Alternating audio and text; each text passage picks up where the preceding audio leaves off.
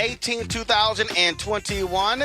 Coming up on Roland Martin Unfiltered, we are broadcasting live from this field right across from the MLK Memorial, where the National Juneteenth Celebration will be taking place here tonight. So we chatted with some people here as we, of course, get prepared tomorrow to celebrate Juneteenth all across the country. Also on today's show, a new book out says Donald Trump laments criminal justice reform because he said the blacks are not going to vote for me anyway because they don't like me.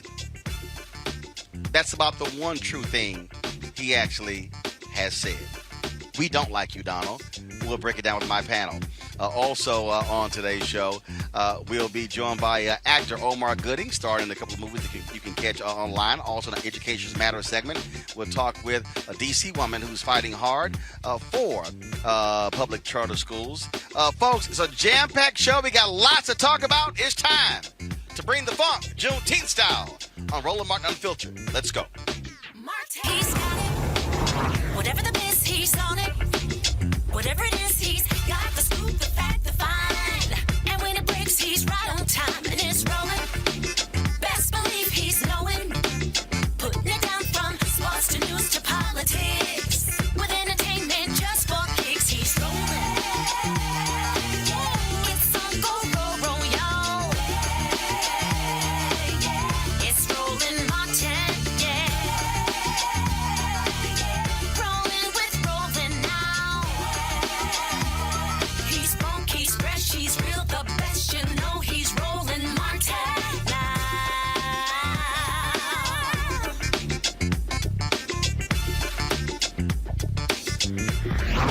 Martin!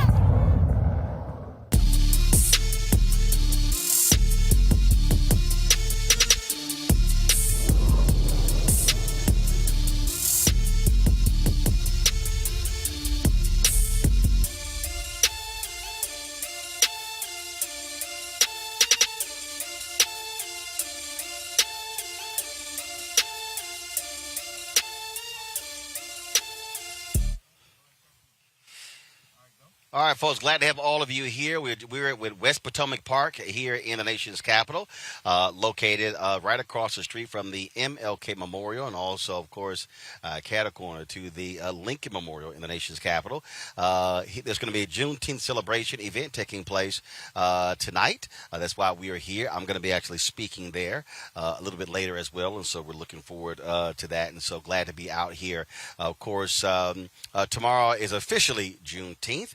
And those of us you see me sitting here wearing my Juneteenth shirt, breaking every chain since 1865. And so, of course, now with the president signing, making Juneteenth a national holiday. And so we look forward to that. And so a lot of things we want to talk about on the show. Folks are still talking about that issue and raising the point about Juneteenth. And there were some tweets that I saw that I thought were interesting. I saw Mark Anthony Neal write, who actually asked for Juneteenth to be a national holiday with all the other issues that we had. I had to reply to him, well, hell, folks like me did. And we discussed this on our show yesterday.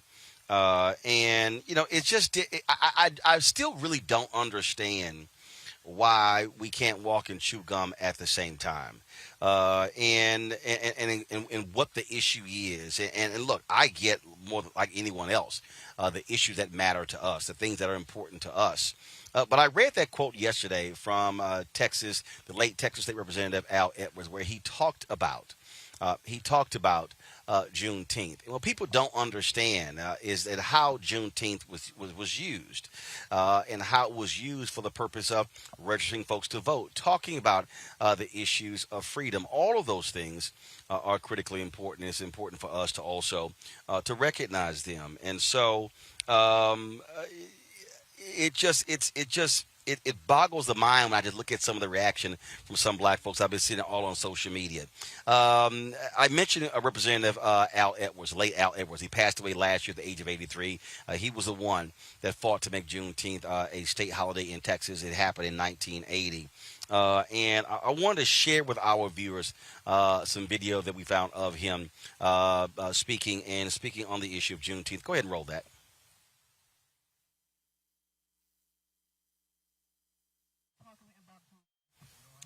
Well, I do want to show. So there's actual video of State Representative Al Edwards, and again, the thing that I want people to understand, that everybody understand, Juneteenth wasn't always treated in Texas like it was a big barbecue party. Let's go all line dance, have some barbecue, and have a good time. No, it actually is Freedom Day. Other places call it Emancipation Day.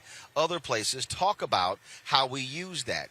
And so, to me, that's really where we should be. How are we going to use Juneteenth to advance our issues, our causes? See, that's why I think it's silly when you see these people sitting here saying, "Oh, this really is no big deal." No, the question is, what do you actually do with it? That's the real question. How do we use it as a mobilizing opportunity? Do exactly what the people in Texas have done for years, for decades. Use it as a day to actually speak to and advocate for the freedom and the advancement of our people. My panel is Terrain Walker, founder of Context Media, Kelly Bethel, communication strategist, Brittany Lee Lewis, political analyst. Brittany, on that point, again, I'm somebody, native Texan. I know what this holiday has meant to us in Texas. I know how it has spread. And so when I look at all of these folks making all these ridiculous, dumbass comments on social media, who asked for this? Maybe those folks need to ask folks from Texas, how did y'all actually use Juneteenth? What did y'all actually do with it? And that's the thing that is just crazy to me, that as people who are making these, they don't even understand how it was used to advance black politics, advance black business, advance black culture in Texas. Absolutely, Roland. It's really unfortunate. You hit the nail on the head. We've had way too many ancestors and just current elders, many of whom you've had on this show over the years, fight to get this special day recognized. And I know you talked a little bit about Al Edwards, and of course, he's extremely important. But I also think of Miss Opal Lee. She's currently hailed as the grandmother of Juneteenth. We know that she collected over 1 million signatures to make Juneteenth a federal holiday. I think of Lula Briggs Galloway, who began hosting the Juneteenth Festival in Michigan all the way back in the 1990s. And then, of course, I think of Reverend Dr. Ronald Myers Sr., who was the founder and chairman of the National Juneteenth Holiday Campaign, and president of the National Juneteenth Observance Foundation. And he helped really lay the groundwork for the federal holiday. And he was instrumental in passing Juneteenth legislation in 45 states and D.C. So, because of the work of our people, I'm extremely excited that this day has finally arrived. And you hit the nail on the head. We can chew bubblegum and walk at the same time. We know we need material changes to go along with this. And we can use this holiday, now that it is recognized as a federal holiday, to make and continue to demand that those changes take place. Kelly, again, as somebody, we celebrated this every day growing up. I'm 52 years old. And even before it became a state holiday, it was a day that black Texans acknowledged. But we used it differently. We used it as an opportunity to have panels, to have discussions, we didn't do Juneteenth like white folks did July 4th, where it's fireworks and apple pie and parties and we are good. No, it was an actual day of Freedom Day for black people. And maybe what we need to do is have folks understand that we need to be using it as a freedom day, as an organizing day, as a mobilizing day, as a voter registration day, as an education day, as an empowerment day. We should be sitting here talking about how do we actually advance black economics. We talked about going to Tulsa and Black Wall Street. Okay, how are we talking about how do we do that versus sitting here bitching and moaning about it? I understand your point in that in Texas, Juneteenth was used as basically a day of service, but Juneteenth in Texas means more to Texans because it occurred in Texas. So I understand people's concern and apprehension about this becoming a holiday. I have no problem with it. I'm actually quite excited about it, and I will be doing my best to use this as a day of service. But with all of that said, it still feels like symbolism always comes before or in lieu of what we actually ask. Again, I'm not disagreeing with you regarding what Juneteenth should be used for, but people right now are likening Juneteenth to MLK Day in that you don't really see a whole lot of service on MLK Day on a national scale. You see sales, you see parties, you see a lot of symbolism. And considering the fact that we have on the table a Voting Rights Act, on the table a Police Reform Act, and all of that has basically been ignored for the sake of Biden signing the Juneteenth proclamation that it will be a federal holiday, I can understand people's hurt and almost dismissiveness of the work that people put into making this a federal holiday, because what they see is the symbolism and not what the symbolism can be used for.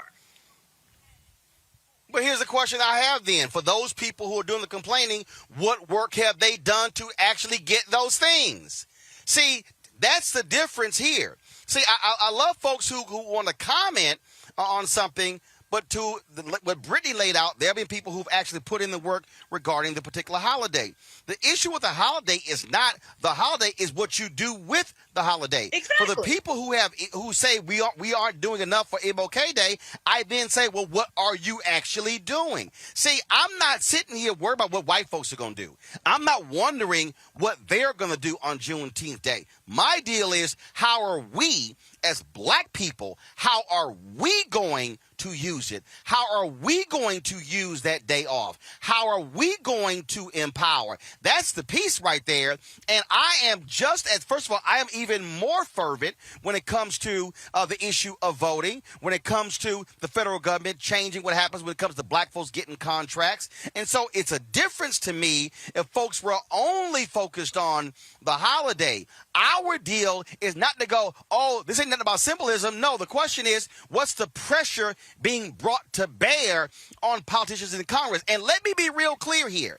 We're talking about the George Floyd Justice Act, Congress. We're talking about the issue of H.R. 1, John Lewis Act, Congress. There are fundamental issues in state capitals, in county governments, in city halls, at school boards. And so when I see the people complaining about this, I'm still saying, what are they doing, Brittany, to mobilize and organize to deal with all of those issues in their neighborhood, in their city, in their county, in their state?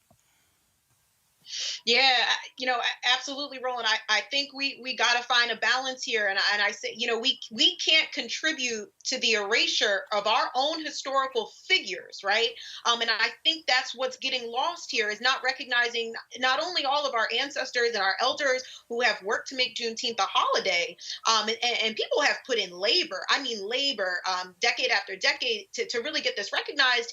And then to also recognize that we can use this, we can't always depend on Congress. And I love the point that you made, what are we doing on a day-to-day basis, and how can we mobilize Juneteenth? Or like you said, in Texas, I know Texas has very special celebrations, but how can we now continue to mobilize this on a national level for our community to make those changes that we want to see? Because we know that Congress hasn't been dedicated to making the material changes that we need. And of course, I recognize, there is an irony in the fact that we are seeing Juneteenth become a federal holiday, and yet we are seeing this, banning of critical race theory and conversations of racism in our classrooms to even be able to begin to teach the history of Juneteenth and why this is so important. But that doesn't mean that we need to take away from this historic moment. And it certainly doesn't mean that we cannot, like you've said, utilize this day to make those necessary changes and to do everything that we can within our community to continue to fight, because we have been fighting, but to continue to fight to make those changes. So we need to be able to recognize and do both.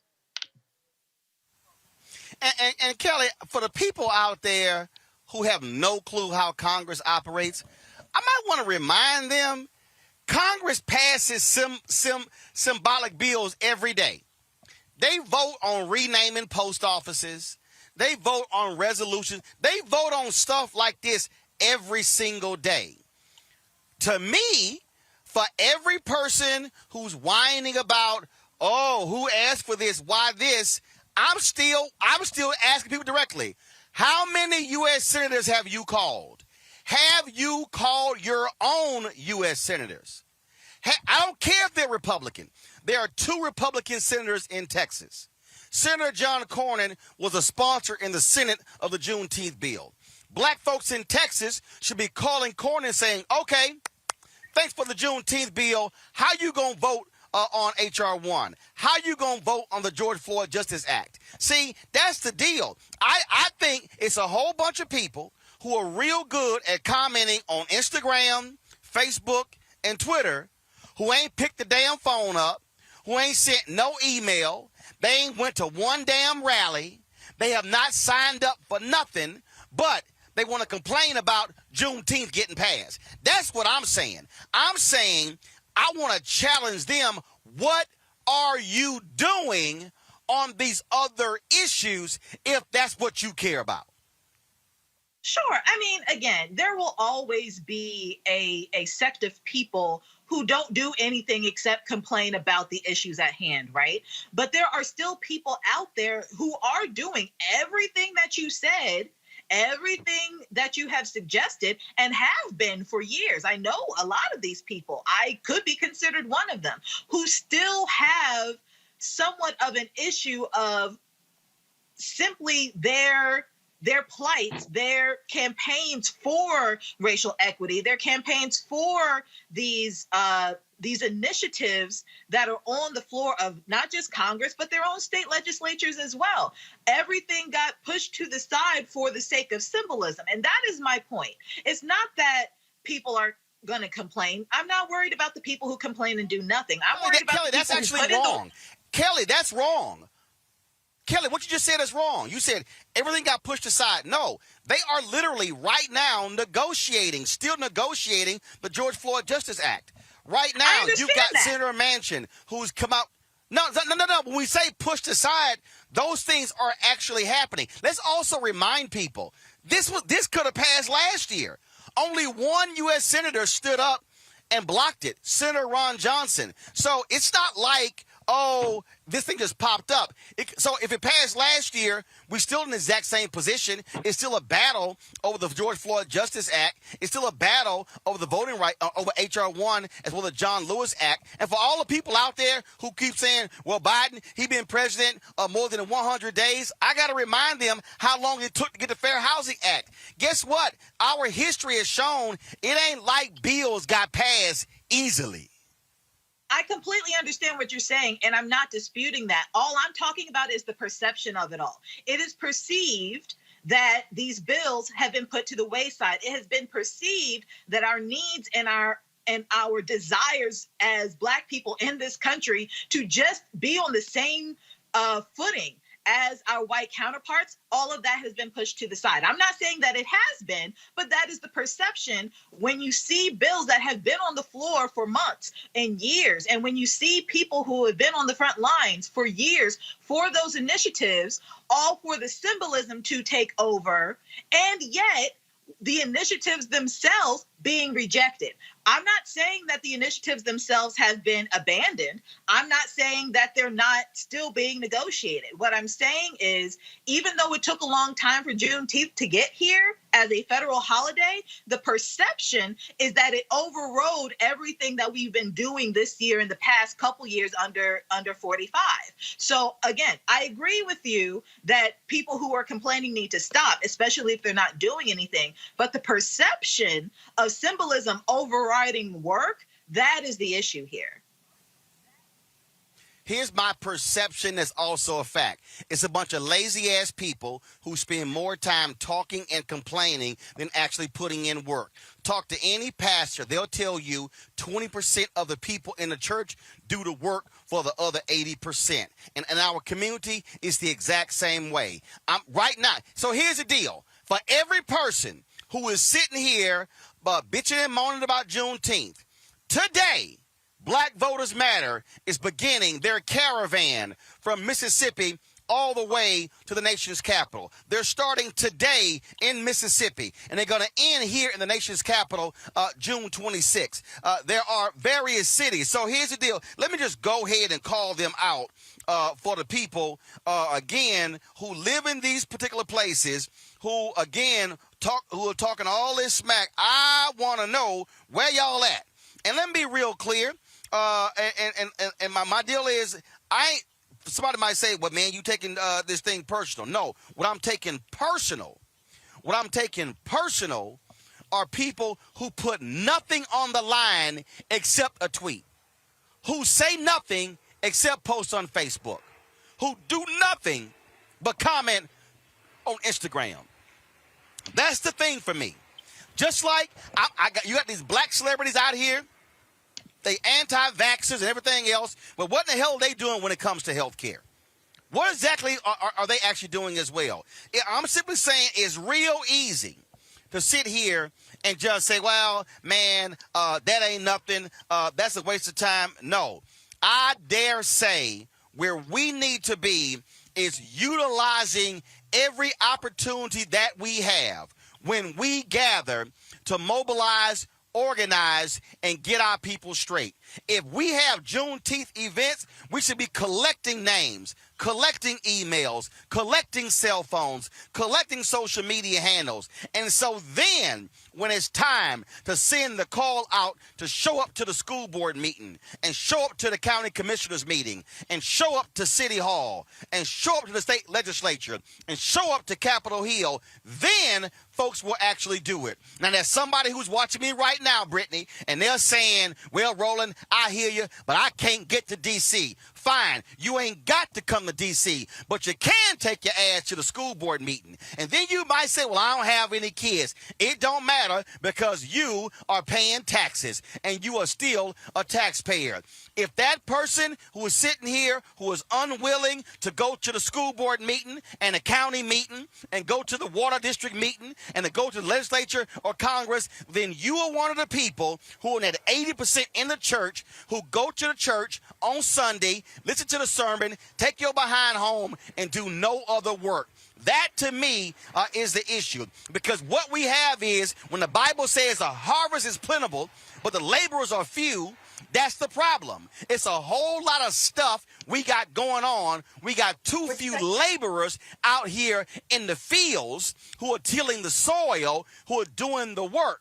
And so we got enough folk who will show up for a white party, white clothes, who will show up for other events, but will not put anything on the line for the very issues we are talking about. And Brittany, my last point here, George Floyd Justice Act, that's federal. Most issues of police abuse are local. So the question is, where y'all showing up in Chicago? Where you showing up in Charlotte? Where you showing up in St. Louis? Where you showing up in Houston? Where you showing up in Baton Rouge? Where you showing up in all these places?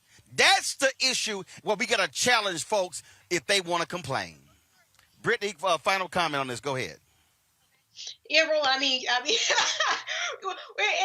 hard to follow after that. You done laid it all out, and you done laid everyone out, in terms of what this is, and what it should be and what it can be as we go forward, as a community. And I think it's important for us to remember that Juneteenth marks just one moment in the struggle for emancipation. The holiday gives us an occasion to reflect on the profound contributions of enslaved Black Americans to the cause of human freedom, and we need to continue in that tradition of ensuring that we are doing everything possible to ensure, the furthest vision possible that our ancestors could have imagined of our liberation.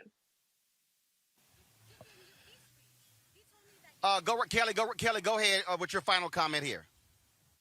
No, again, I agree with everything you just said. Like Brittany said, you just laid it all out. All I want to caution people on is the perception of this bill being signed ahead of everything else. I'm not saying that the work hasn't been put in to make Juneteenth the federal holiday, but it is about what you do with it now that it is a federal holiday. Are you going to sleep like you do on July 4th and just do cookouts, or are you actually going to do something of service, which is what Juneteenth is all about in the first place?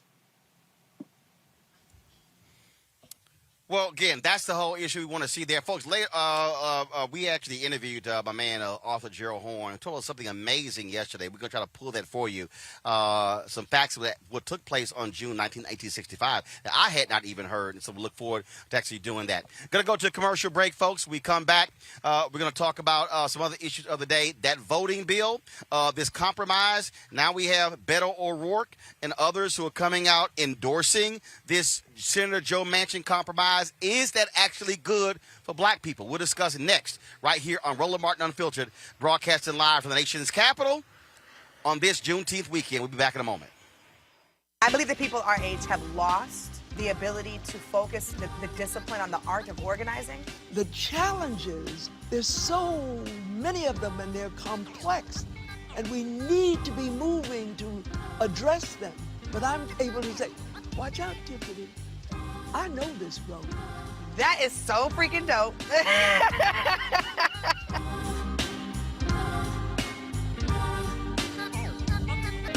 Racial injustice is a scourge on this nation, and the black community has felt it for generations. We have an obligation to do something about it. Whether it's canceling student debt, increasing the minimum wage, or investing in black-owned businesses, the black community deserves so much better.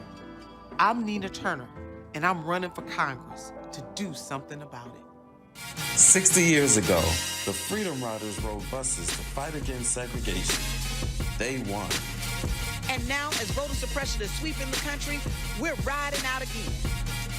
Join the Blackest Bus in America and hundreds of organizations on a week-long freedom ride for voting rights from June 18th to June 26th.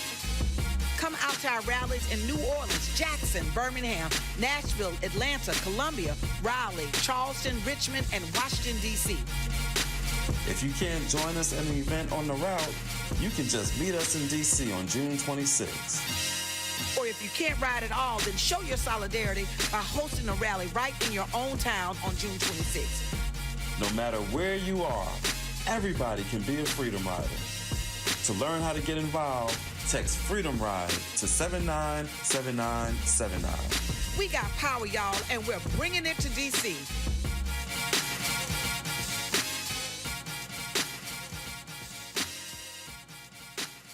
George Floyd's death hopefully put another nail in the coffin of racism. You talk about awakening America. It led to a historic summer of protest. I hope our younger generation don't ever forget that nonviolence is soul force. Priceless.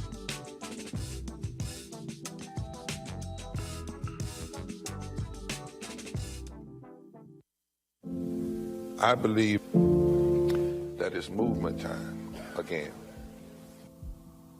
In America today, the economy is not working for working people. The poor and the needy are being abused. You are the victims of power, and this is the abuse of economic power. I'm 23 years old. I work 3 jobs. Work 7 days a week, no days off. They're paying people pennies on the dollar compared to what they profit, and it is time for this to end. Essential workers have been showing up to work, feeding us, caring for us, delivering goods to us throughout this entire pandemic, and they've been doing it on a measly $7.25 minimum wage.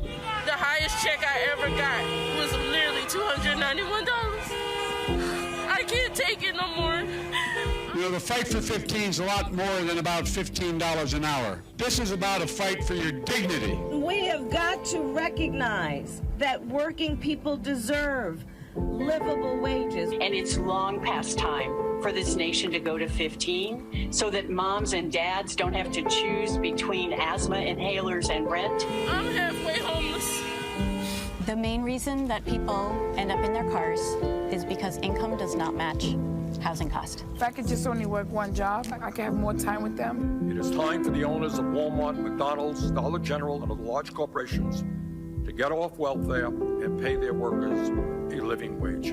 And if you really want to tackle racial equity, you have to raise the minimum wage. We're not just fighting for our families, we're fighting for yours too. We need this. I'm going to fight for it until we get it. I'm not going to give up. We just need all workers to stand up as one nation and just fight together. Families are relying on these salaries, and they must be paid at a minimum $15 an hour. $15 a minimum anyone should be making to be able to stay out of poverty. I can't take it no more. I'm doing this for not only me, but for everybody. We need 15 right now.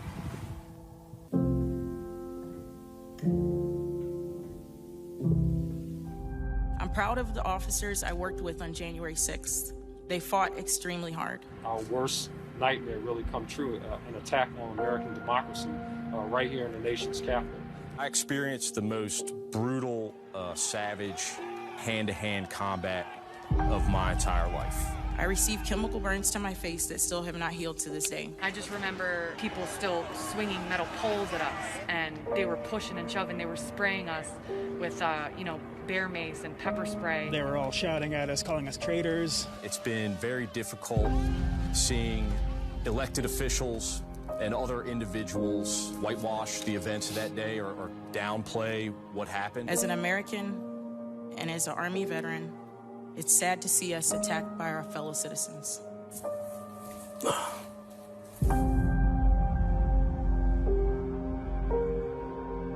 Yo, what's up? This your boy Ice Cube. What's up? I'm Lance Gross, and you're watching Roland Martin Unfiltered.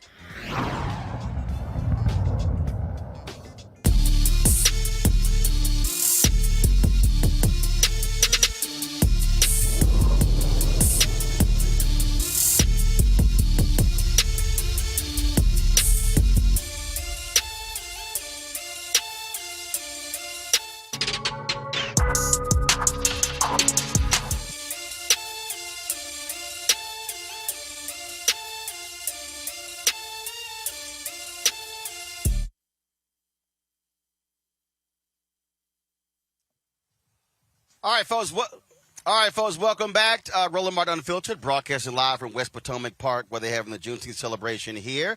In a moment, we're going to talk about this new voting proposal. But first, our Essence Fest throwback. Of course, you're going to have the festival taking place, virtual festival this year on 2 weekends. And so here's a throwback to one of the great moments that we had before. Check it out.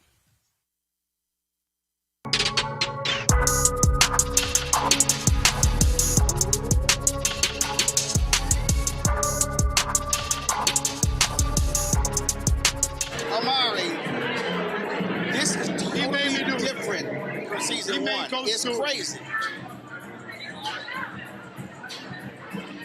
Why? Because Ghost is unraveling? No, just the reaction from people. It's crazy. Yeah, we slowly. I feel like Curtis said it best when he said we paced ourselves properly, whereas other shows have in the past and will in the future blow their wad, like in 3 episodes. We paced not only over one season but over 5 seasons. So we allowed the fan base to ride, but keep enough distance from them so they had to kind of stay in it in terms of who done it and how whoever done it did it. So I think we've kept enough mystery and we paced ourselves good. And of course, Ghost being the character that I play is as convoluted and as complex as that mother sucker has ever been. And I take it the church ladies at your mama church are happy you keeping your clothes on. I'm happy. Because a year ago, two years ago. We talked. 2 years ago. Oh, a year ago. Yes. You talking about episode 3, 2, and 1. I mean, season 3, 2, and 1. Yes. Season 4, I was good. I got to be in jail. Yes. The only thing that my clothes... But no clothes coming off in jail. No. Just the orange jumpsuit instead of the suit. But now I'm enjoying this moment where Timmy has to be that, and Joseph has to be that. It's nice. It's nice for people to pay attention to the acting. Yes. It's nice for people to pay attention to the acting. But bro, you're killing it. Thank you. You're killing it.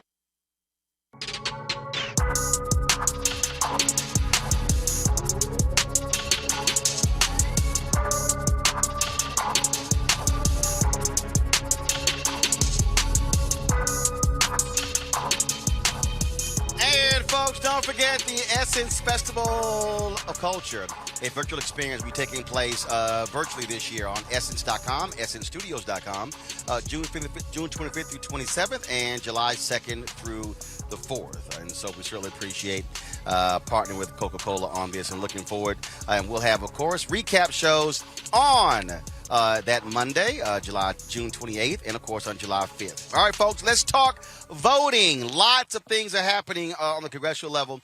Where Senator Joe Manchin's voting compromise has picked up in support from Beto O'Rourke, DNC Chair Jamie Harris, and both of them are saying this is progress that Manchin is stepping forward. Now, let me be real clear, y'all. Why all of a sudden is Senator Joe Manchin now trying to craft a compromise? I'll tell you why. When he catching that heat from those protesters, Kelly, in West Virginia, Reverend Dr. William Barber and the Poor People's Campaign out there putting pressure on him. It's real easy to say, oh, I'm not going to support this. And remember, he was all about absolutely how he was adamant about not ending the filibuster, yet this leaked audio call came out when he was talking with some billionaire donors about, how he might lower the threshold from 60 to 55 and stuff along those lines. And it's like, so now all of a sudden, now you want to talk about some compromise, but there are others. Cliff Brown, of course, Cliff Albright, co-founder of Black Voters Matter, LaTosha Brown, co-founder of Black Voters Matter. They say, sorry, this compromise still not good enough. And so that's the thing, Democrats simply cannot accept. They simply cannot accept weakening and kowtowing to Republicans who want a national voter ID, as well as who want to get rid of absentee voting in terms of being able to versus having an excuse. They want to stop that. They see what's going on, Kelly. They saw what happened in Georgia. They want to try to limit voting as much as they can.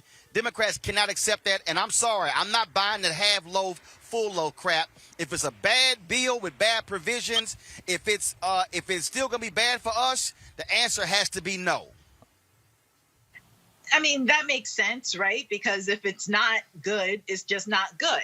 A Voting Rights Act bill needs to be comprehensive, and it needs to actually fix what is broken. Manchin's bill doesn't do that. But what I found even more interesting is how, Manchin has been pushing for compromise, pushing for bipartisanship, like swearing up and down, if we can just, tweak this and do that and just meet them somewhere in the middle. And this bill, being completely objective, it actually did that. I'm not agreeing with what the bill did, but as far as meeting people in the middle and actually having some negotiating points in this bill, Manchin did a pretty good job in trying to do that, and Republicans still said no. So that just shows you how unwilling the Republicans are to compromise and to actually do their job such that it makes everybody's lives better.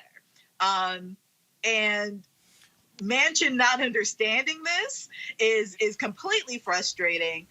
Regardless of whether he, comes to the table with a better bill or not, Republicans have already said they're not willing to negotiate. So if Democrats can just be as hard-headed as Republicans are on this issue, I think we might actually get somewhere in getting what we want. But compromising with the Republicans, as Manchin just proved, it's not going to cut it. It's not going to do that. And here's the thing here. I don't think for a second you're going to see Republicans support this. Not only that, Brittany, things are going to come to a head next Tuesday because Senator Chuck Schumer is going to force a vote on the For the People Act. Now, there aren't the 10 votes are not there. Kristen Sinema, I don't know what the hell she's doing. But this is where Senator Schumer is right. The For the People Act is polling nearly at 70%. Force every Republican to go on record. And you also force Sinema and Manchin to see what they're going to do. This is what you have to do. I'm not of the belief that you only put a bill up for vote because if only you're going to win. No, sometimes you got to put something on the record to force folks to put their name next to it. Yeah, absolutely. That forces, like you said, it forces them to go on record and it forces them to take a very public stance so their constituents can see if they're actually voting in favor of what they want. I agree with Kelly in terms of meeting in the middle. I don't agree. But, automatic voter registration, making Election Day a holiday, mandating at least 15 days of early voting for federal elections. I mean, he did put some things on the table there. And I thought it was even more interesting that Stacey Abrams, and we know her to be the high-profile voting rights activist, came out in favor of the measure. So I'm glad that it's hitting the floor. I'm glad that they have to take a vote. We know it's not going to pass. I mean, Senate Minority Leader Mitch McConnell said I got to correct you. Yep. Hold up, Brittany. I got to correct you because what happened was when she gave the interview on CNN, they put out Stacey Abrams supports the compromise. She then came out and clarified that because Sherilyn Ifill tweeted this. I presume that Stacey Abrams meant that Manchin's proposals were a first step. Election Day as a holiday, counting provisional ballots regardless of precinct, and others are great. But there are serious questions. Does the proposal purport to mandate federal voter ID? Stacey then responded, correct. I applaud a necessary step towards action and agree with many of the principles of registration, access, plus counting votes. But as we know, getting this done will require more debate and engagement. Hashtag hot call summer continues until voters get the democracy we deserve. Hashtag FTPA. So we got to be real careful when mainstream media goes, oh, see, this is why black media matters. That makes more sense now, Roland, because I'm like, really, Stacey? All the work that you do and you're fully behind this? That makes a lot of sense. But I think, going to Kelly's point earlier, I think that it's really important here that this opens up Manchin's eyes, because at the end of the day, Mitch McConnell is not looking to compromise. He's already said that the Senate Republicans would vote against his compromise, pretty much no matter what, largely in the name of quote unquote states' rights and the fact that he didn't like federal overreach, which we know is a joke. So I really hope Manchin jumps on the correct wave with the rest of the Democrats and what Stacey Abrams has essentially argued, that this really still isn't enough. And that's the thing, Kelly. We just got to be mindful how mainstream media tries to spin this stuff. So-and-so supports. No, some people say this is progress. Support means, I'm down with the proposal. No, they're saying I need to see more in it. So we just got to be real careful when people say somebody supports it. Yeah, that's my point regarding Manchin's bill itself. It had good pieces of it in there. And you know this, and hopefully some of your audience know this, when it comes to creating bills, especially in Congress, the first draft is usually never going to have absolutely everything in it such that it is ready to go and be signed right away. You negotiate, you put some pieces in there that could be used, could not be used, something that other congressmen can think about so that they can tweak it. And Manchin did that. The fact that people are saying, oh, Stacey Abrams supported it. I mean, I knew that wasn't true 100% on its face, but Republicans are taking that and running with it like they do everything else. They take that millimeter and make it 2 miles. And that's exactly what's happening here. Stacey Abrams did not endorse this bill as it is right now, specifically because it was talking about voter ID laws. And frankly, as we all know, Stacey Abrams was not for that. But when it comes to making it a federal holiday and the other proposals that Manchin put out there, there's some wiggle room there. But again, Republicans are not here for wiggle room. They're not here for compromise. They're not here to negotiate. They're here to destroy and complicate and roadblock anything that Democrats put at the table, because they want power, and they know that the only way they can preserve power is to make sure that no one else is able to exercise it. They're not even trying to do anything with the power. They're just trying to preserve it within their own party, because they know that once Democrats get their hands on it, it's over for them. Well, I think bottom line is this is what's going to happen here, Brittany. Mitch McConnell's going to tell his caucus, y'all going to stand strong. They not going to find 10 votes. And again, I keep saying, Brittany, tell Joe Manchin, where the 10? You keep hollering, okay, compromise, bipartisanship. Show me the 10 Republicans. I don't believe they exist. He can't find them, Roland, because they don't. We know that they don't.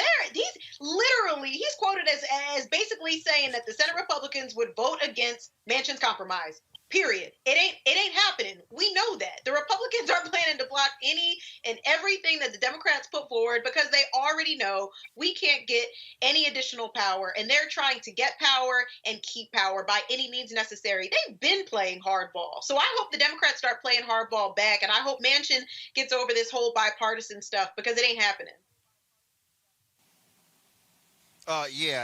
It's not happening. So we just want folks just to understand, don't fall for the okie doke. Y'all, we know what's going on here. But again, this is where pressure still matters. This is where the few black folks in West Virginia get with them broke white folks and put that pressure on his behind. June 24th, they're going to be rallying in D.C. Against Senator Joe Manchin as well. He needs to feel, he is always saying, I'm going to vote along my constituents. Fine. They're going to be bringing, the Poor People's Campaign going to be bringing busloads of people from the nation's capital, from West Virginia to the nation's capital to put pressure directly on him. And so that needs to happen. Our folks, Black Voters Matter, that caravan starts today. They're going to be hitting all those states, holding rallies in each one of those states, same thing. And I know people sitting out here, Kelly, who, again, you got Reds, you got 2 Republican senators from North Carolina, okay? You got 2 South Carolina. But if you black, still call them. They still need to hear your voice. They still need to see your email. Call them every single day. Blow their phone lines up. Clog their lines up. Stop them from doing some work. Pressure matters. I mean, pressure matters anywhere, but specifically when it comes to congressional action. I used to intern for Elijah Cummings in Maryland, and those phones would blow up every single day. Like, his district did not let up. They did not play when it came to anything that was coming down the pike in Congress. And it showed me as a younger person who was still in school just how powerful constituents' voices are, because we, only see them on TV and we see what they do whenever it's televised in their chambers and what have you. But it's something to be said when you realize that your voice matters. There's something to be said when you pick up the phone and you actually get the congressman on the other line and he's listening to you or she's listening to you. They do that. You're not just going to pick up a receptionist sometimes. You're not just going to hear, some voicemail box or whatever. Sometimes they'll actually pick up the phone and talk with you. A lot of the times they do that. You will get a response to that email. Sometimes you will get a response to that voicemail. Your voice matters. And the pressure necessary to actually make sure that their voices reflect your voice because you put them there as voters, that's super important. It's super important. It is vital to this democracy and the way that this government runs. And the sooner more people understand that, the better off we will all be as constituents and voters and citizens in this country. Well, absolutely. So we'll certainly see what's going to happen next. All right, let's talk about this story out of Ohio, folks. Imagine calling 911 for help, and then the cop who gets there runs you over. That's what happened to a man in Springfield, Ohio. Eric Cole was lying in the middle of the road as he fearfully talked to 911 dispatchers about an altercation that left him wounded. Okay? Listen to this. This is a 911 call. Ma'am, please come and get me. Where are you? 1407 Center Boulevard. I'm on 1407 Center. What happened? Yeah, I'm about to die. What happened? Somebody shot me. Where are you shot at? Somebody shot me. Where in you my shot? arm. What's your name? In my arm. Somebody shot me. Okay, what's your name? What's your name, hon? Hello? What is it? My name is P. Pete? P. P-P-E? Yeah, I'm dying. I'm dying. Who shot you, man? I'm dying. Who shot you? I'm dying. I don't know who shot me. I'm dying. Okay, are you inside or outside? I'm dying. Okay, are you inside or outside? I'm outside in the street. I'm in the middle of the street. Okay, you have no idea who shot you? Huh? You have no idea who shot you? I don't know who it was. You don't know who shot you, sir? I'm about to die. Okay, I got help for you. I have help for you, okay? I'm about to die. Sir? I'm about to die. Who shot you? I don't know. I'm about to die. I'm about to die. We have help for you, okay? Okay? I'm about to die. Can I get your phone number, sir? I don't know my number. Okay. I'm about to die. I'm about to die. You hear the police? I'm about to die. You see the police? They just hit me. Who hit you? The police. The police hit you? Yeah. You hear the 911 dispatcher shocked. The police hit you? Yes. Officer Amanda Rosales was behind the wheel of the police cruiser that actually ran over him. Cole was rushed to a hospital where he was pronounced dead from his injuries. During a news conference, things between Eric Cole's family and Springfield Police Chief Lee Graff got real heated as the family demanded transparency from authorities.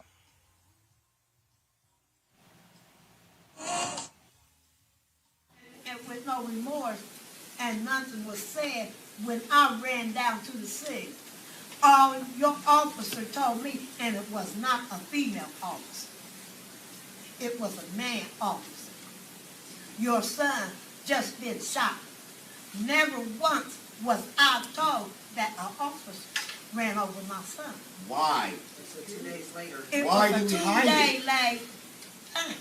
Why did we hide I it? should have been warned to that the same night. Why are we hiding stuff? But the hospital told me that my son was ran over. That's not the being gunshot transparent. wound was not his death. It was because being ran over. And your officer died. We're being transparent with everything here. Why was that hidden? She claims she didn't see him. She seen him down. in center impaired. She slowed down twice. She slowed down She twice. stopped at Little Joe's. He had on a Then white she shirt. stopped again in front of that tree, and she kept going. There's no way that she did not see him. And I seen the video from center impaired from when she ran him over. She had to see him. There's no way. I watched her. I watched the whole video. She stopped. She slowed down. Then she went and she ran him over. Like, excuse my language, there's no way in hell that she did not freaking see him. I seen him before she ran him over. He had on a bright white shirt like me with light blue jeans. He never had on dark clothes. My brother made the 911 call. He was on the phone with dispatch, saying he was in the middle of the street. We found out 2 days later he was ran over. We thinking the gun people that shot him ran him over, but the Springfield Police Department ran him over. So yes, we're upset. You know what I mean? Like, we all upset because y'all see it as an accident. I don't. I watched the video. She stopped twice, y'all. Y'all seen what we see. Y'all see it, they see it, and everybody out here sees it. Officer Rosales has been placed on administrative leave, and Cole's cause of death has not been released. I mean, that has to be just shocking and stunning, Brittany, for the family. I honestly, Roland, I can't even imagine. I mean, again, it just goes to show you who they are, who they are actually, quote unquote, protecting and serving. And what also is very clear is that cops lie to protect each other. Payment will never be enough. We know that the department clearly needs to pay, but payment will never be enough, and payment will never bring this man's life back. And what's so unfortunate is, like she said in the video, she's thinking that this man's life was taken from a gunshot wound, and it was actually taken because the cop ran him over. And, I haven't seen the video footage. I don't think we have it yet. But the fact that she stopped twice, my guess is whether she meant to do it or not, the complete disregard for life. Because once she did hit him, did she stop? Did she do anything to save him? I mean, this is, it's the same old. It makes me sick to my stomach, Roland. It's beyond sad, Kelly. And, we don't know if he died from being run over. Yeah, I was about to make the point regarding what Brittany just said, because I still haven't heard whether the officer stayed on scene with him. He sounded like he was alone. He was disoriented, and he was literally saying his last words on the 911 tape, trying to convey to 911 what exactly happened. The fact that we don't know what has happened yet regarding this issue, again, whenever police have done something questionable or outright wrong, we always get the tape later. We always get the full story later, as opposed to when they feel like they are completely in the right, such as Ma'Khia Bryant's case. When she was killed by that cop, the footage was released within, I want to say, 24, 48 hours. In this case, we still haven't seen anything yet, and I don't know how long it's been, but it's been long enough for us to see some type of tape, some type of accountability measure, and we haven't seen that yet. We haven't had a statement from the officer who ran him over. We barely got a statement from the press conference. It feels like a cover-up, like these other cover-ups that we've seen over the past couple months, especially down in North Carolina with Andrew Brown's case. So again, when it comes to accountability, again, when it comes to protective measures, again, for the public's sake, regarding these officers who just want to go rogue, it is just incredibly frustrating. But for this family specifically, it's heartbreaking. The fact that this man's last words are, "I'm going to die." I cannot imagine what it's like for that family to know now that a police officer was responsible for his life, and we still don't have any measures or any tape showing her responsibility in this matter. Absolutely. Let's go to Missouri, where a St. Louis police officer accused of violently assaulting a black undercover police officer will face jail time. This retrial took place regarding Dustin Boone. Previously it was a mistrial. Then it was a second trial. He was found guilty of aiding and abetting the deprivation of colleague Detective Luther Hall. Jurors could not decide if his co-defendant Christopher Myers was guilty of trying to destroy his cell phone, Hall's cell phone, to interfere with the investigation. Hall was working undercover at an anti-police protest in 2017 when Boone, Myers, and 3 other white officers arrested and beat him viciously. Hall was left permanently injured by the attack with severe damage to a disc in his neck. Boone faces up to 10 years in federal prison. Now, remember the St. Louis couple that went viral for waving their guns at protesters as they marched by their house last summer have pled guilty to separate misdemeanor charges. Now, Republicans came to their aid. I think that actually the guy who he's actually trying to run for the United States Senate, Mark and Patricia McCloskey, they're not going to face jail time, but both will have to pay fines and guess what? Surrender their weapons. A special prosecutor held the ruling after St. Louis Circuit Attorney Kim Gardner was removed from the case. The McCloskeys filed a motion to kick her off because Gardner used the McCloskeys in campaign material. Patricia pled guilty to misdemeanor harassment, while her husband Mark pled guilty to misdemeanor 4th-degree assault. Well, that's what happens when you do wrong. And so they got to give their guns up. Boy, I know that pains them. Brittany, you first. I mean, who? I mean, you know they mad, Roland. You know they mad. In terms of their guns, I mean, they certainly have no remorse, though. I saw that this man had the audacity when he was on the steps to say, "I do it again."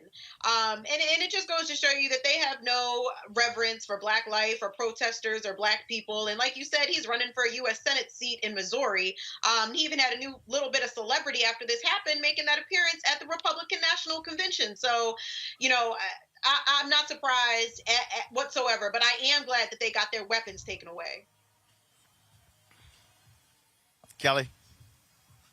Again, I definitely am okay with the fact that their weapons were taken away, but I can't help but think that this was an entire less than a slap on the wrist. It almost feels like the court and justice system gave them a cookie for breaking the law. Further, I don't know if anybody was aware, but I believe both of them are lawyers. And even though those specific weapons were taken away, because it was a misdemeanor, they are allowed to get other weapons. So just it doesn't make me feel any better that their weapons were confiscated and that they have to pay a fine or anything like that. At the end of the day, they can still practice law. Someone can still be their client. They can still get another gun and do this again. And as Brittany just said, the man who's trying to run for Senate said that he'd do it again. So the danger is still there. Nothing really changed. And it again, I remember when this first came out, and it was just so baffling to me that they were that brazen. And to continue seeing that brazenness on trial frankly, just shows you how pervasive whiteness is, how strong their white privilege is, considering that, frankly, nothing really happened to them. There you go. So guess what? Got to lose their guns, see what happens, and you're not going to win a U.S. Senate seat. All right, y'all, we come back. I'm going to talk to one of the leaders in the country when it comes to charter schools here in D.C., Ramona Edelin. We're also going to talk here with Black Bach, Wes Bellamy, and others as we are broadcasting live from West Potomac Park, where they're having the Juneteenth celebration here in the nation's capital. We'll be right back on Roland Martin Unfiltered. White supremacy ain't just about hurting black folk. Right. You got to deal with it. It's injustice. It's wrong. I do feel like in this generation, we've got to do more around being intentional in resolving conflict. You and I haven't always agreed. Yeah. But we agree on the big piece. Yeah. Now, conflict is not about destruction. Conflict's going to happen.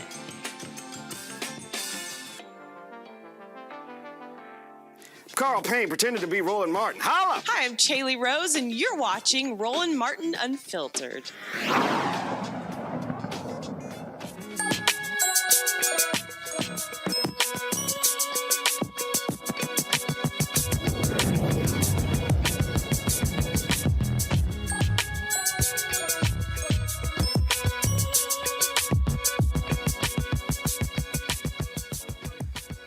All right, folks.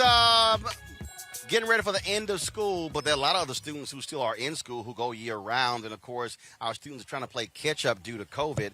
My next guest is one of the folks, a huge believer in public charter schools. She's a leader here in Washington, D.C.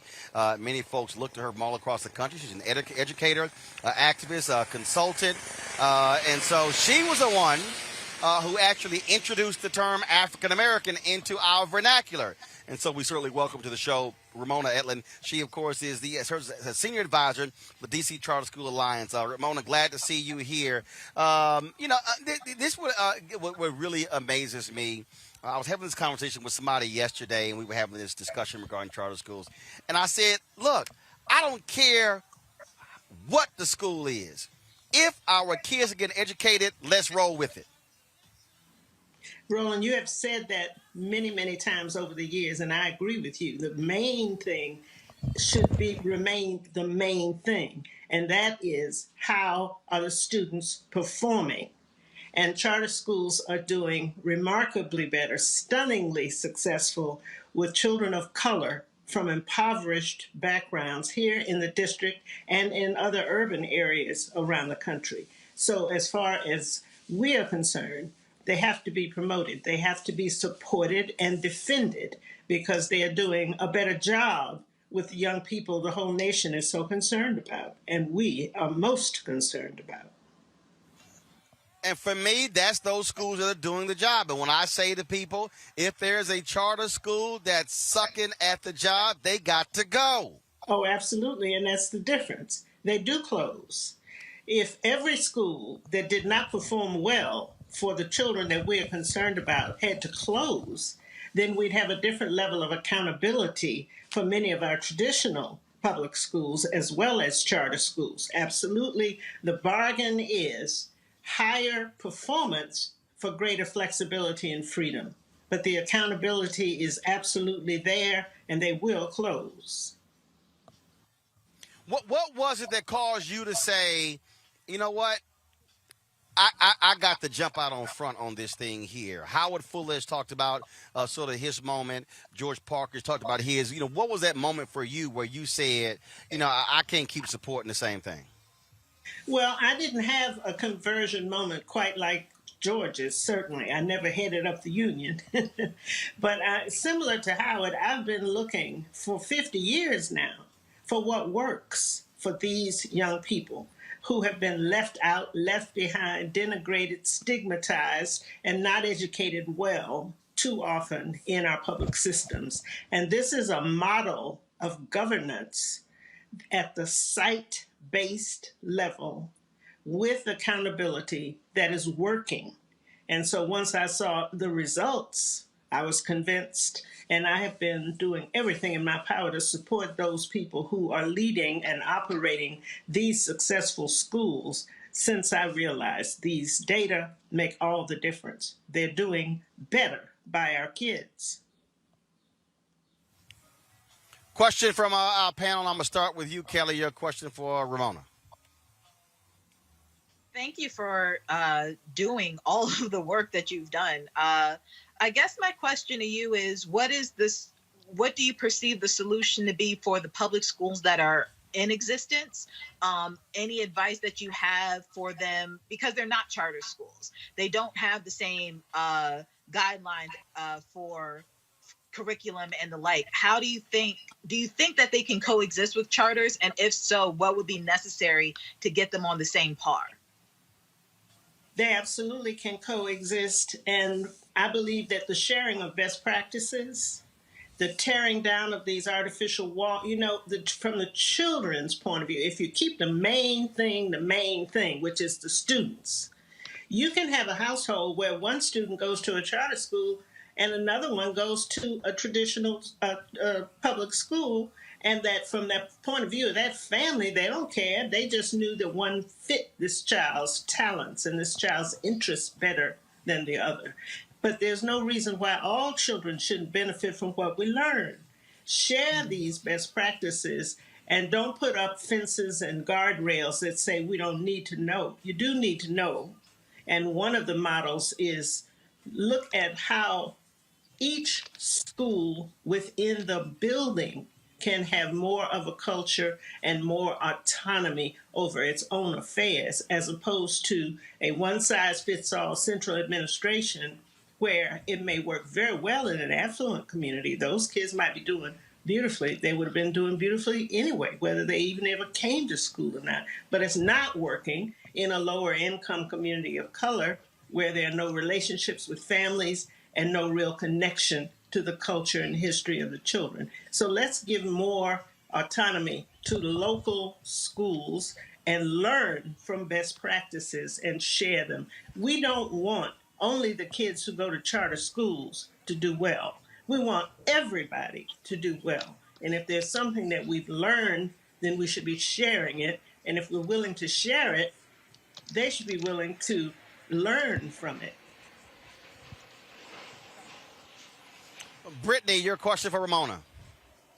Yeah, first and foremost, I want to say thank you for all of the work that you've done and your commitment to students and education. But I do have a question, because I do understand that the origins of charter schools, were to address that issue that a one-size-fits-all model does not work. But I worked in an impoverished charter school in Wilmington, Delaware.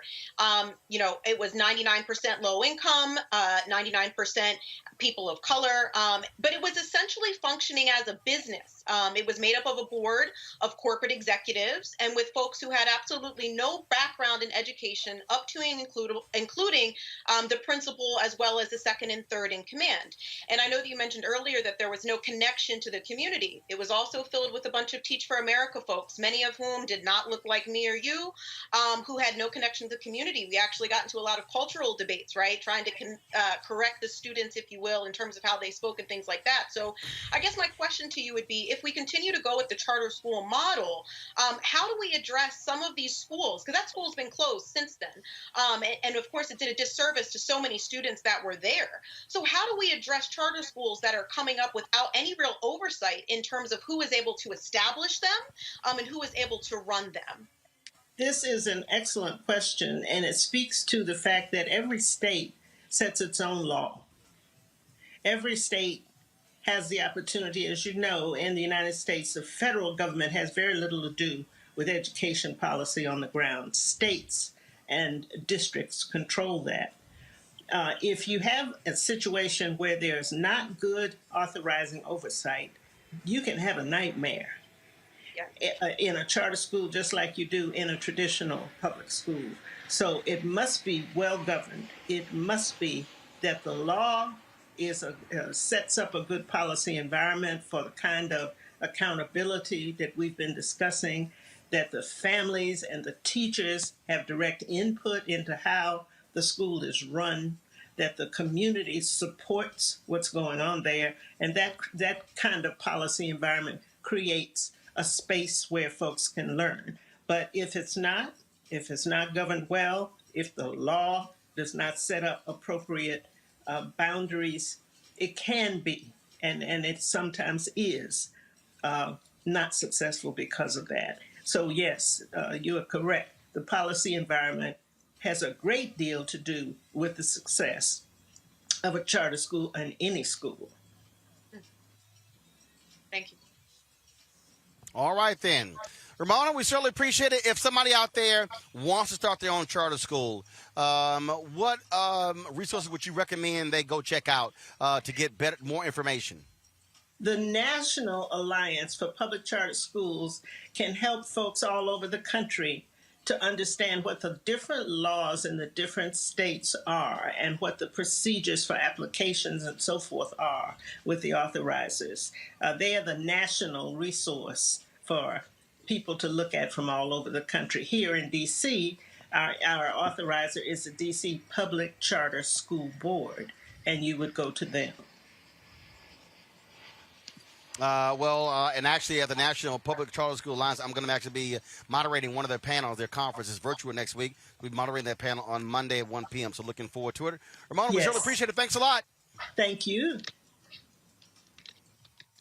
All right, then, folks. And, of course, we have our Education Matters segment every Friday, sponsored by School Choice is the Black Choice. All right, folks, got to go to a quick break. When we come back, we're going to talk here with Black Bach from the Juneteenth celebration here at West Potomac Park in Washington, D.C. on this Juneteenth weekend. You're watching Roland Martin Unfiltered, where we keep it real, keep it black, and keep it honest. Back in a moment.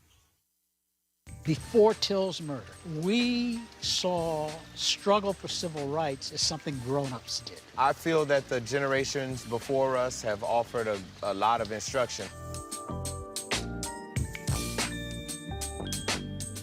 Organizing is really one of the only things that gives me the sanity and makes me feel purposeful. When Emmett Till was murdered, that's what attracted our attention.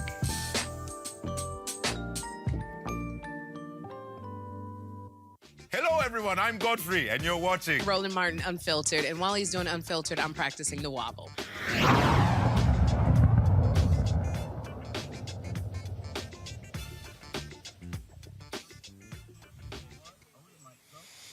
Hey, folks, Roland Martin here. We are at West Potomac Park here in the nation's capital of this Juneteenth weekend, where behind me they're actually having a Juneteenth celebration. I'm going to be speaking in about 30 minutes there. And joining us right now he is one of the artists performing. Black Bach hails from Detroit. How you doing, man? I'm great. How are you? All good. So did y'all celebrate Juneteenth in Detroit growing up? Absolutely. Really? Yeah. My parents were very aware of everything that happened on Juneteenth and the history behind it, and we did celebrate. And see, that's the thing that, now that it's going to be a national holiday, people are going to realize that. But again, for those folks like me, born and raised in Texas, I mean, look, it's in our DNA. And so we talked about this at the top of the show. There have been a lot of people whining and complaining. Why, who asked for this? Why do we need it? And what I keep saying is we should be using this day as Emancipation Day, Freedom Day, and talking about the other things that we have to do to still achieve freedom in this country. Absolutely. I agree wholeheartedly. I mean, this is a day that's not just an African-American holiday. This is an American holiday. This is where America showed what it was, like a place where people should be free. And this is something that should be celebrated, like I said, not only by African-Americans, by everybody. And also, freedom belongs to us all. And it's also a day where we are going to have to let them know, y'all are going to have to acknowledge the history behind this day. Absolutely. So if you can't just focus today and say it's about freedom, you got to ask freedom from what? Absolutely. From horrible, miserable conditions, from evil, really. This is one of those places, one of those times where we're able to express our freedom openly. And that's really what matters to me, is like the fact that I can wear this T-shirt that says, Juneteenth is my Independence Day, and it's open. And that's one of the things that, people need to understand, is that this is not just a holiday for us, it's a holiday for everybody. Celebrate it. And I say celebrate, but also teach. Because absolutely, education is important. And let me be real clear. Folks are always saying, well, I got to teach white folks. It's a whole bunch of black folks who don't know our history. Absolutely. Absolutely. And that's very unfortunate. That's very, very unfortunate. I mean, it's not like the school systems are teaching that history. That's stuff that we have to kind of pass along amongst our community. And I'm just happy and fortunate that, like, I had parents that were able to educate me on a lot of Black history and things that I didn't know. How do you infuse that history in your music? That, wow. That history is pretty much the focus of my music. Like, I am an African-American man raised on the west side of Detroit. So my Black experience is very important to what the music that I create. Even though it's neoclassical music, it uses some, and then there's the part of classical music that a lot of people don't know about, which are the famous Black composers and famous Black pianists and violinists throughout the history of time. We have a place in that music as well. So this kind of all ties into that. What do you hope, with this now becoming a national holiday, what do you hope we do with it? Because people are like, oh, you know, it's going to get commercialized. No, but what do you want? And this is what I keep telling Black folks. I ain't wasting my time what white folks going to do. What do you want our people to do with this holiday on an annual basis? Absolutely. This should be a day of grassroots education to me.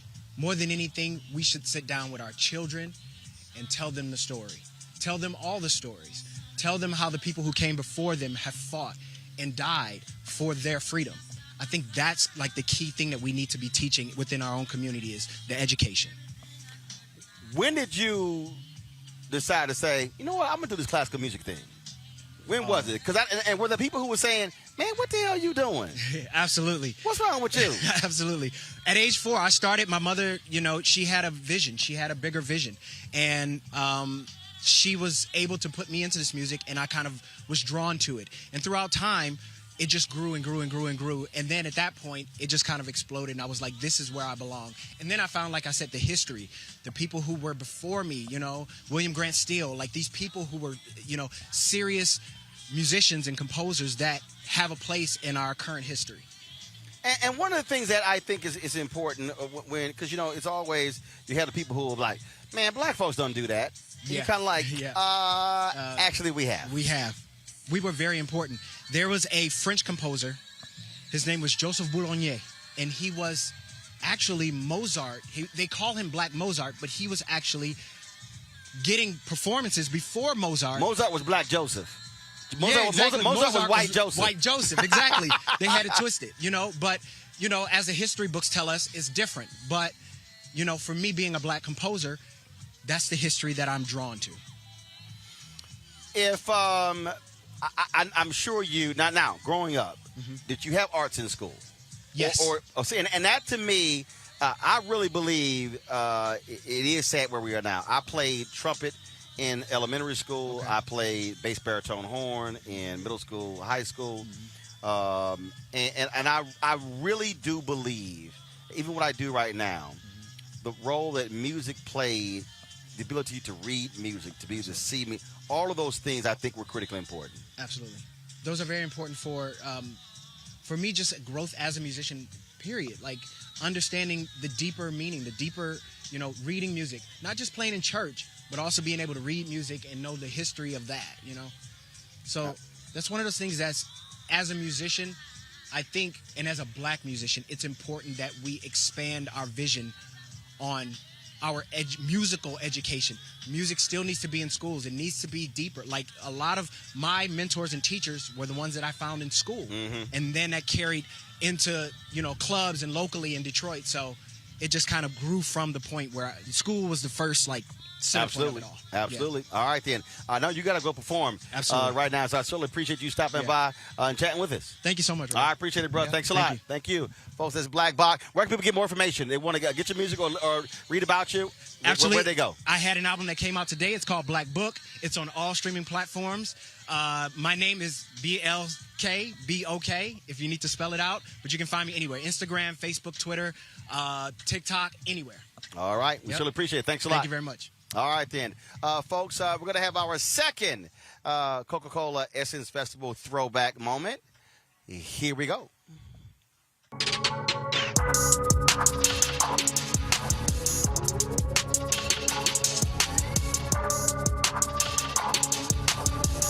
Well, Luke, talk about this new project. Hey, man, we've been working hard on morning, man. It's a project about, the kids of Liberty City. My program, 30 years going strong, but, it goes in depth into the kids, and see the struggles that they have to live through.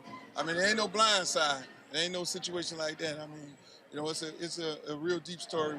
But what we use is football as a tool, for these kids to then, get out of the situation that they're in, whether they do make it to the league or not. But then we're there for our kids. Of course, I mean, you talked about Liberty City in your book, which wasn't just about your music, about really what that community of people go through and how they fight to get out to make it. Yes, I mean, and that's what the story is about. I mean, when you look at the piece, I mean, it's a 6-series docu-series. When you look at some of the kids, and it's real touching. I'm telling people, right now, get your crying rag prepared because you're gonna need it. When you sit there and listen to some of those stories, you're gonna know exactly. I don't care where you're from, but you've heard those stories before. So to be able to see that on TV, like I said, there ain't no blind side. It's a situation where, we all, whether you're in Boise, Idaho, to Miami, to Compton, you've heard those stories and you've seen those stories before.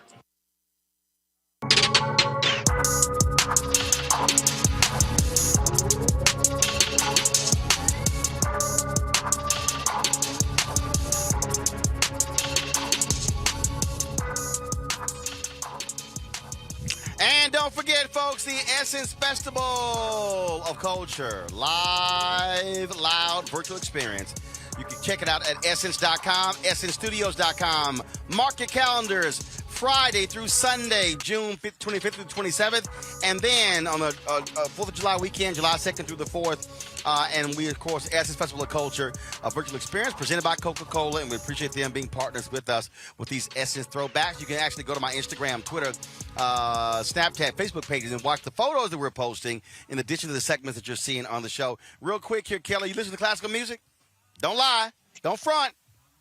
You said, do I listen to classical music? Yes. I'm a classically trained singer. My mom was an opera singer and she trained me. So yes, I listen to classical music. I actually know Black Bach. I'm a huge fan of his. I've been following him on TikTok and all the things. So yes, I do. All right, just checking. Well, how about you, Brittany? Only to the extent of my ballet training. So I listen to classical music because I was raised doing ballet. So that would be the extent of it. Look at you. See, so basically what you're saying is you don't. That's what you're saying. That's nice try. Nice try. Yeah. When my ballet training, they would play it when I'm bad, but really I ain't done no ballet in about 15 years. So no, I don't really. Yeah. That's really what you were just doing. So I don't want to hear all that. All right, y'all. Let's talk about my next guest out here. Former city council member in Charlottesville, Virginia, out here for the Juneteenth event. Folks, welcome Wes Belbin to the show. We've been on the show before. Wes, how you doing? I'm good, my brother. How you doing? Doing great, man. The Confederates in Charlottesville, they ain't gonna like Juneteenth. Oh man, they ain't gonna like it, but who cares what they got to do and what they don't like and what they do like. We're gonna do what we got to do. Well, and it's driving them crazy because they love their Jefferson Davis Day and they Robert Lee. They're not like, damn it, y'all just gave a federal holiday to the folk who they wanted to keep enslaved. And we took away Jefferson Davis Day in Virginia. Shout out to Governor Northam. But, before we go into that, I don't know if the people can see it, but I want to give you some kudos. Roland got some African Air Max. Yo, these kicks are fire. Oh, well, I've been admiring. This is from the gas. Okay, so here's the deal, y'all. My man is dripping. Remember, when I went to Ghana. Let me back up. So, y'all, first of all, y'all see we got the unfiltered director's chairs. He dripping. Dripping. So when I went to Ghana, y'all, I had these pants made. So I took the extra fabric I had, and they put it down the lines, and they hit me with the cuffs. Yeah. And then we had Nagas Footwear, black-owned athletic shoe company. Okay. They make all different shoes. They're out of Atlanta. Okay. We had them on the show, and so of course, when I was in Georgia, these are the shoes I wore. Yeah. They comfortable. They gave me 3 pair of shoes, and they supposed to be. Y'all ain't got back to me. We're supposed to be working on a special edition Roland Martin Unfiltered shoot. Okay. So I'm gonna hit them when the show's over. Let them know. Yeah. I want to make sure everybody saw. So everybody those out joints here, is they all tough. dressed up.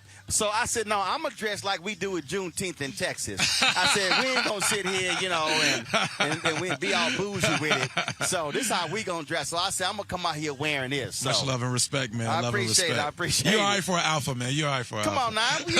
What little youth group you in? It's only one fraternity, Kappa Alpha Psi. We had to come behind y'all to clean it up. Nah, y'all dressed like Delta, so I ain't want to hear all that. So I didn't want to hear that. Talk about for you again, Juneteenth. What I asked Black Bach this. What do you want us to do with this day? Well, I think for us, it's most important that we understand that it's okay for us to celebrate as a holiday. That's all good and well, but the work is at the city halls. The work is working with your local commissions and boards. The work is with your county commissions. The work is with your state legislators. And for us to be able to celebrate and enjoy our freedom, let's be free enough to go do work. And that's the thing right there, man. And look, as somebody who served on the city council, there's always the attention on Congress and stuff along those lines. And I keep telling folks, if you don't pay attention to City Hall, the school board, the county commissioner, that's where that stuff is really happening. Exactly. That's literally where the change in your community is made. And I see all these individuals on social media saying X, Y, and Z about they're not impressed about this day or that day. And my question often to them is, okay, if you're not impressed with that, are you coming to the meetings? Are you helping us on the front lines? You gave a shout out to Black Voters Matter earlier. I want to give another kudos to them. They'll be in 6 different cities. I'll be joining them in Richmond as well as D.C. So, we need everybody to come out. Let's show some support. Call your senators. Call your congresspersons. Let's get HR 1 passed.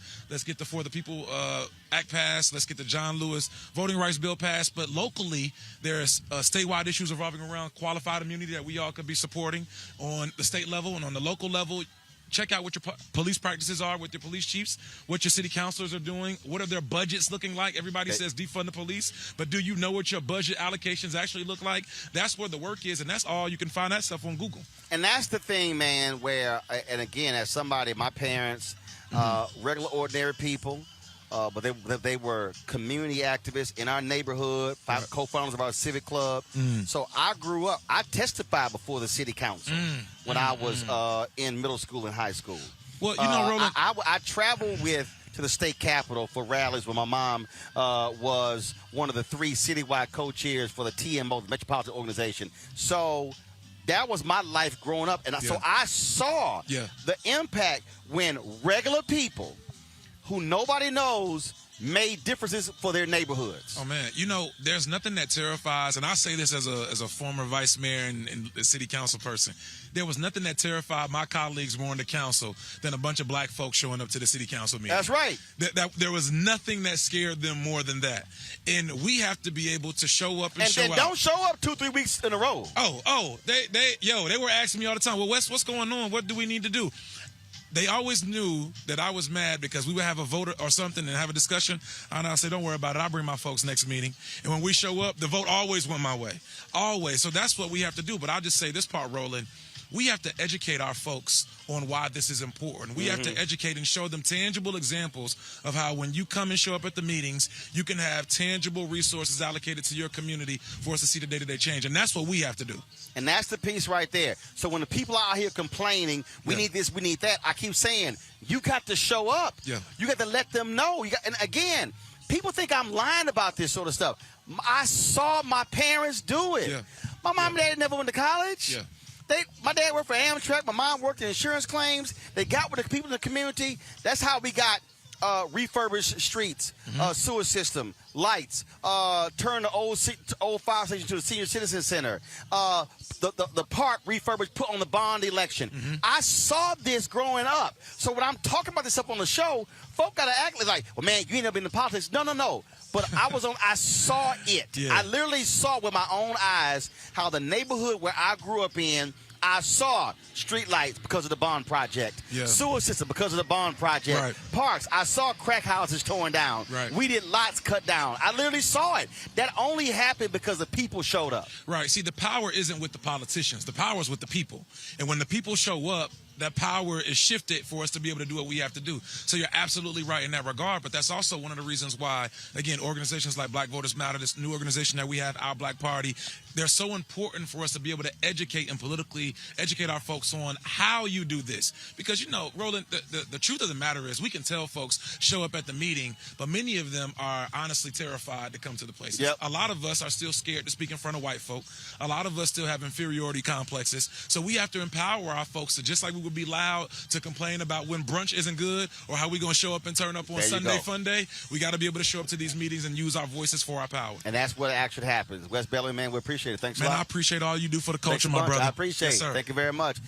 Folks, Wes Bellamy there. Tell people, you said the group Our Party, tell them where they can get more information. Sure, so be sure to look us up on our social media platforms at Our Black Party, Twitter, Instagram, Facebook, as well as hit me up on Instagram at Dr. Wes Bellamy. Got it. I appreciate it, bro. Thanks a lot. All right. Folks, it's all about activism. That's what matters the most important, and it's not a matter of what you do. So you can be a former city councilman. You can be here in media. You can also be an actor. My next guest is Omar Gooding. You've seen him in any number of films, and those films, one of the films that you can actually check him out right now on the platform is AM Radio. You can check that movie out. But also there's another movie that I'm in that he's also in is called A Day of Trouble. A friend of mine, Shakola Thompson, actually one of the producers, and so she hit me up. She said, hey, I need you to get Omar and talk about this movie. It's on all the platforms, folks. Prime Video, Apple TV, Google Play.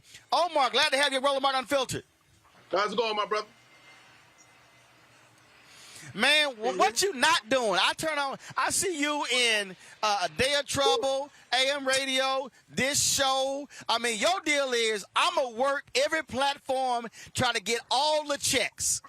Yeah, I ain't turning down nothing but my collar, man. I got to do it, man. I got two boys now. You know what I'm saying? I got a 4-year-old and a 1-year-old. And they ain't doing nothing but growing and eating and, you know what I'm talking about?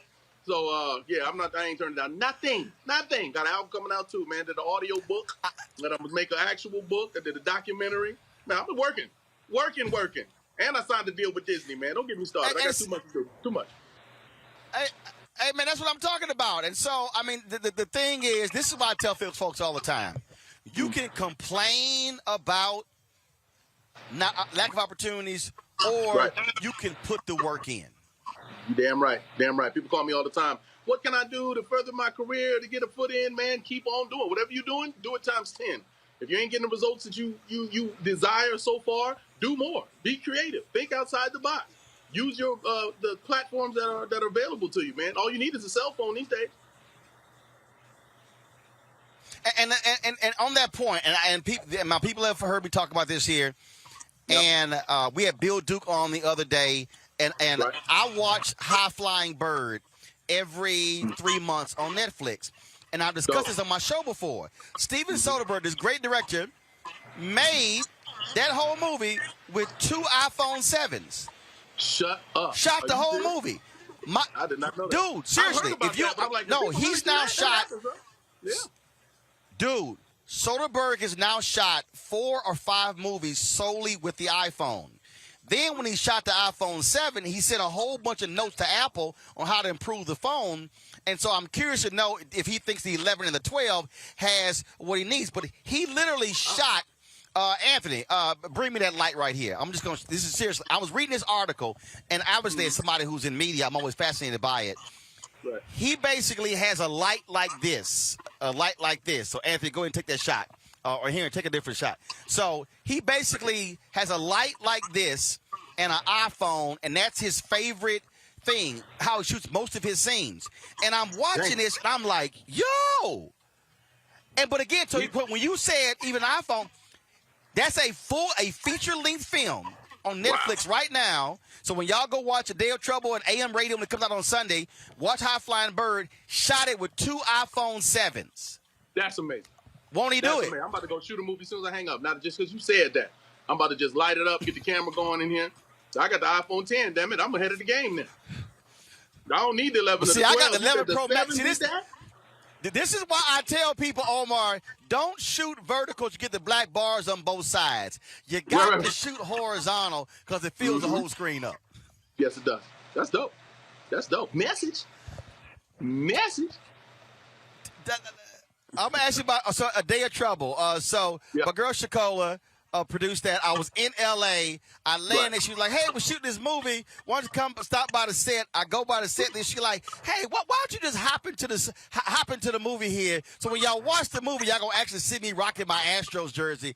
That was not planned. I literally just dropped by to say, "Hey." But tell folks about just huh? Well, I mean, that's what's funny is it's called A Day in the Trouble, and I had one day of trouble on the set myself. Every scene I was in, we did that in one day. That's just how they get down a lot of the time, man. They say, here's the script. Here's when we need you. Here's what we'll pay you. Can you do it? I said, all right, fine. I ain't doing that. We out in L.A. Let's make it happen. And it was a great time filming it. You know, I've done so many things since then. But from what I remember, it was an enjoyable experience, and I urge everybody to go out and check it out, man. It was a good film. But again, and that's the thing, man, that, look, one thing I want to ask you about how the walls, and Brittany and Kelly, get y'all questions ready, how the walls have tumbled in that you now have direct access to your fan base. And so now with the streaming services, now even with YouTube and other platforms, if you want to be a creator, you talk about Issa Rae, people love what she's doing, but look, but the bottom line is that started as webisodes. And now with all stuff she's doing, you got to just do it. You can't wait for permission. You got to go do it. No excuses. Talk about that. No excuses. Yeah, there's no excuses on getting your stuff out, getting it seen, and the content filmed and shot and looking like you spent more than you actually did. But there's categories and there's platforms for just about every type. You know, AM radio, we shot on a limited budget during the pandemic. You know, we scaled down the crew.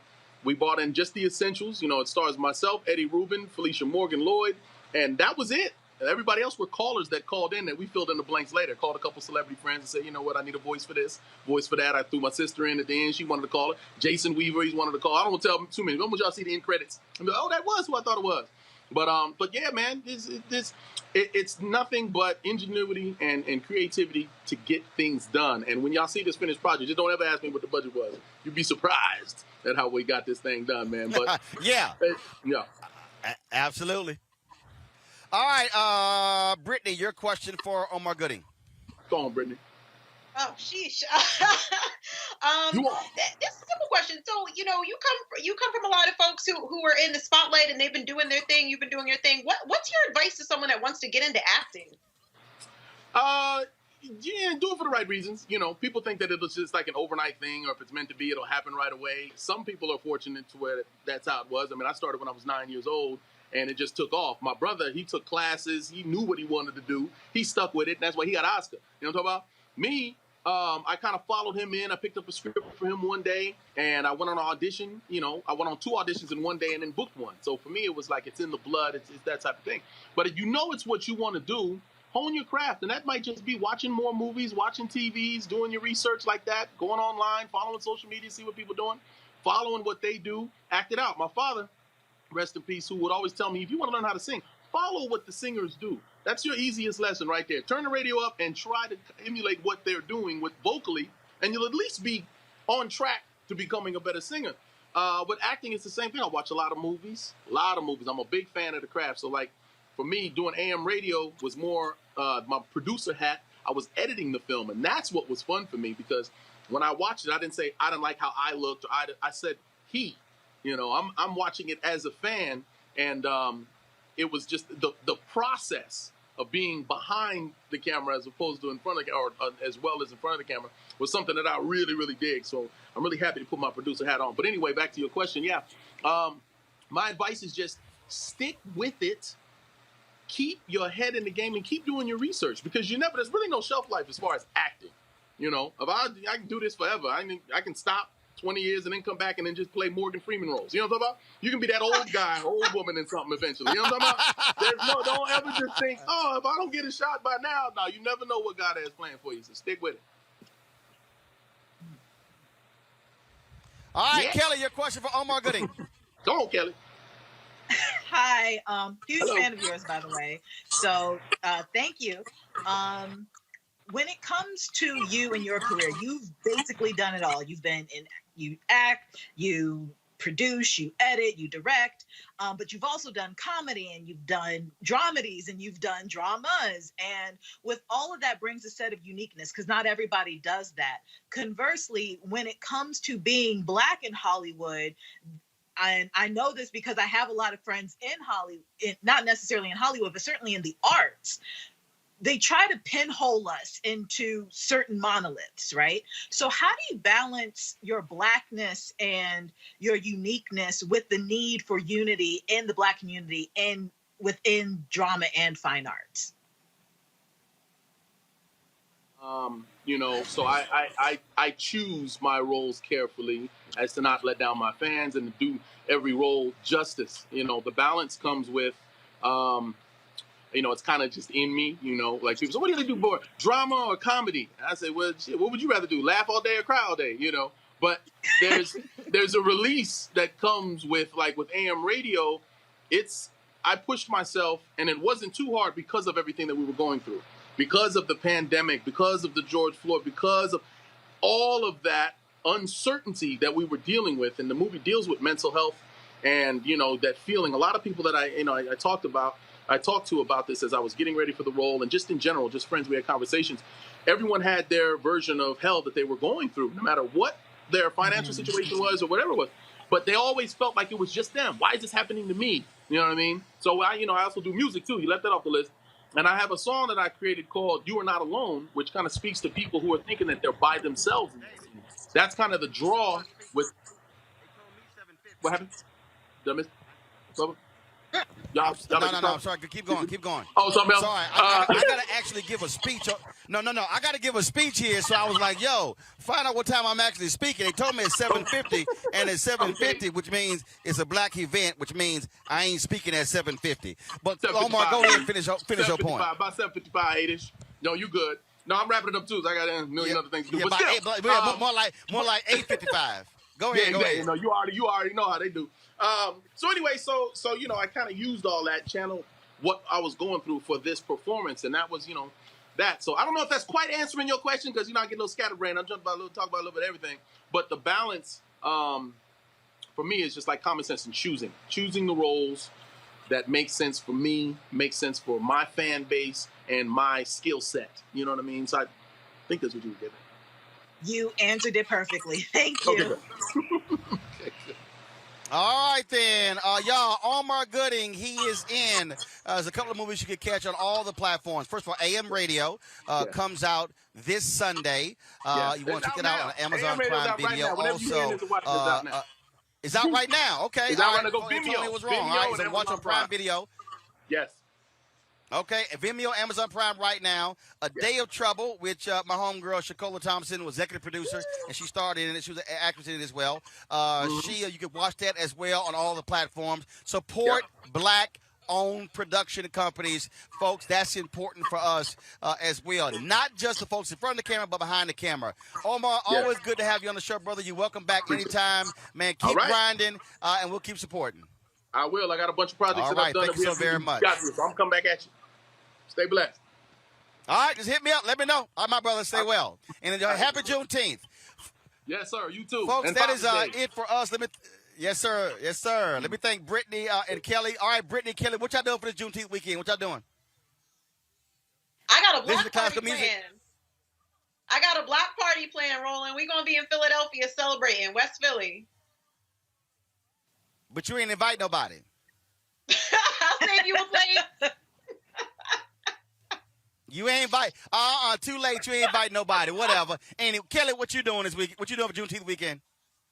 I mean, I haven't anything solid planned, but I live in D.C. The entire city's going to be, just on fire this weekend. So I'm excited just to, peek my head in wherever I end up to just celebrate this momentous occasion of it being a federal holiday. Like, I am excited about that. All right, folks, this weekend, I'm going to be splitting my time. Tomorrow, I'm going to be in New York City. I got invited to the screening, the Tribeca Film Festival of the Showtime documentary on Dick Gregory. The Dick Gregory family asked me to personally attend, so I'm going to fly up tomorrow afternoon to watch the documentary. Then I was told Dave Chappelle has his documentary, part of the Tribeca Film Festival, airing at the Radio City Music Hall. I text Dave last night. Joe, I got a ticket. I'll be watching that tomorrow night. Then I'll fly back on Sunday morning, and so I'll be celebrating Juneteenth. So I'll be supporting black artists. Also, Robert Townsend at the Tribeca Film Festival this weekend as well with his documentary on, of course, his movie, The Five Heartbeats. Robert sent me the DVD to that a couple of years ago. I'm going to try to slide by his screen to say hi to him as well. And so I'm going to be a little busy in New York City tomorrow. My sister Kenya, tomorrow's her birthday. She, of course, was born 1975 on Juneteenth. And so, of course, celebrating her birthday. And so lots of things happening. I want y'all to enjoy your Juneteenth weekend. Don't forget, folks, please don't just make it a day of having fun, partying. Make it a day of family and education as well. And so we want y'all to also support what we do. You're on YouTube. Hit that like button right now. Hit the like button right now. You can also, folks, support us by joining our Bring the Funk fan club. Every dollar goes to support this show. Allows us to be broadcast live on location. Cash App, $RM Unfiltered. Venmo.com/RM Unfiltered. PayPal.me/R Martin Unfiltered. Then, of course, you have Zelle, Roland at Roland S. Don't forget the S. Roland at RolandSMartin.com. Roland at RolandMartinUnfiltered.com. So y'all be sure to check that out. And again, I'm going to give them a free spot. They're going to send me a check. And so, Nagas, y'all better get ready. All right, so Anthony, go ahead and get a shot. Nagas, I'm telling y'all, when we going to do this special edition Roland Martin Unfiltered Nagast shoe. And so y'all see the shoes here. Y'all ain't got to buy Nikes. Y'all ain't got to buy Adidas. Y'all can buy a black-owned athletic shoe company. You go to their website. They got some great shoes. So check it out. And so these pants were custom made, so you can't get these online. But I'm sure my man could hook you up. And so that's it for us. Y'all know how we do. We support black as always. Thank you so very much. We always end the show every Friday showing our charter list. If you give to us, your name gets on this list. And so please support what we do. And so I'll see y'all guys on Monday. Happy Juneteenth, Independence, Freedom, Emancipation Day. And if you all, the rest of the haters, you don't like it, suck it up, because it's now a law. You can't do a damn thing about it. Juneteenth, breaking every chain since 1865. I'm out. Holla!